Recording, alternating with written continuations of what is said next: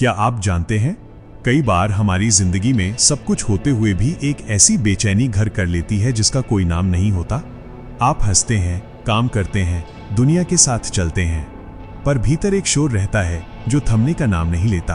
काम बनते बनते आखिरी सीढ़ी पर आकर बिखर जाते हैं, मन अशांत रहता है और हमें समझ ही नहीं आता कि आखिर ये लहरें कहाँ से उठ रही हैं। क्या ये सिर्फ वक्त की मार है, या कहीं ऐसा तो नहीं कि ईश्वर आपसे नाराज हैं और आपको जगाने के लिए ये कड़े प्रहार कर रहे हैं? मैं एक परछाई हूं, अदृश्य, शांत और युगों युगों से समय की साक्षी। मैंने इंसानों को अपनी जीत के अहंकार में भगवान को भूलते देखा है और हार के अंधेरे में फिर से सिसकते देखा है। मैं उस दिव्य प्रकाश की गवाह हूं जो भगवान के चरणों से निकलकर हर भटकते हुए जीव को राह दिखाता है।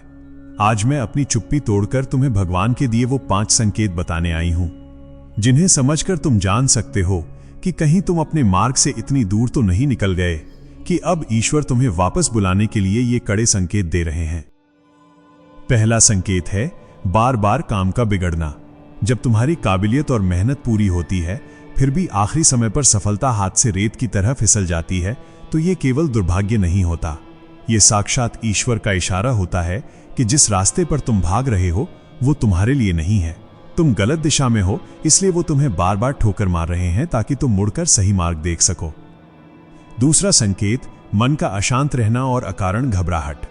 जब बिना किसी ठोस वजह के आपका दिल बैठा जाए, रात की खामोशी में डर लगने लगे और अंदर एक गहरा डरावना खालीपन महसूस हो, तो समझ लो कि तुम्हारी आत्मा उस परम शक्ति से कट चुकी है।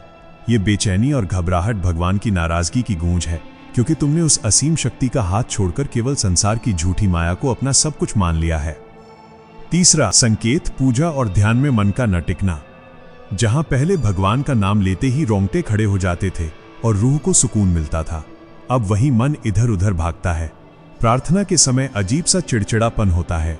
ये चेतावनी है कि तुम्हारा आध्यात्मिक जुड़ाव टूट चुका है और तुम्हारे भीतर की पवित्रता पर नकारात्मकता की परत चढ़ चुकी है। चौथा संकेत, नकारात्मक विचारों और क्रोध का बढ़ना।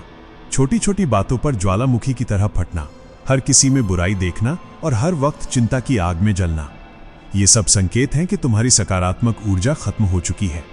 ये ईश्वर की गंभीर चेतावनी है कि तुम उस अहंकार और ईर्ष्या को पाल रहे हो जिसे केवल भगवान की शरण में आकर ही जलाया जा सकता था, लेकिन तुमने खुद ही दूरी बना ली है।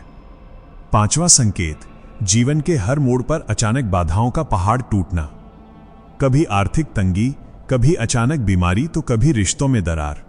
जब एक मुसीबत खत्म ना हो और दूसरी दरवाजे पर खड़ी हो, तो ये जीवन के वो कड़े थप्पड़ हैं जो तुम्हें ये याद दिलाने के लिए पड़ रहे हैं कि तुमने खुद को भगवान से भी बड़ा मान लिया है। ये संकेत हैं कि अब तुम्हें अपने घमंड को त्याग कर उनके चरणों में झुकने की जरूरत है। लेकिन याद रखना, भगवान अपने भक्तों से कभी नफरत नहीं करते। वे केवल ये कठोर प्रहार करते हैं ताकि तुम अहंकार की गहरी नींद से जाग सको और समय रहते वापस लौट सको। अब क्या करना है? सबसे पहले भागना बंद करो और अपने मन को शांत करो। हर दिन कुछ पल निकालकर शांत बैठो और अपनी गलतियों का पश्चाताप करो।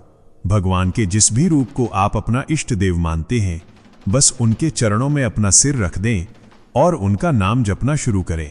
चाहे वो महादेव हो, श्री कृष्ण हो या मां शक्ति, सच्चे मन से पुकारा गया आपके इष्ट देव का नाम सीधे उन तक पहुंचता है और उनकी नाराजगी को करुणा में बदल देता है।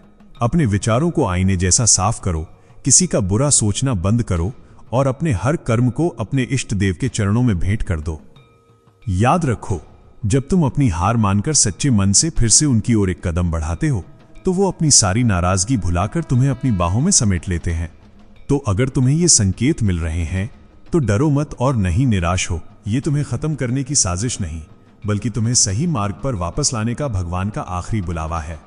अगर ये शब्द आपकी आत्मा की आवाज बन गए हों, तो कमेंट में अपने इष्ट देव का नाम लिखकर अपनी अटूट श्रद्धा व्यक्त करें और ऐसी ही दिव्य अनुभूतियों के लिए देववाणी से जुड़े रहें। हर हर महादेव।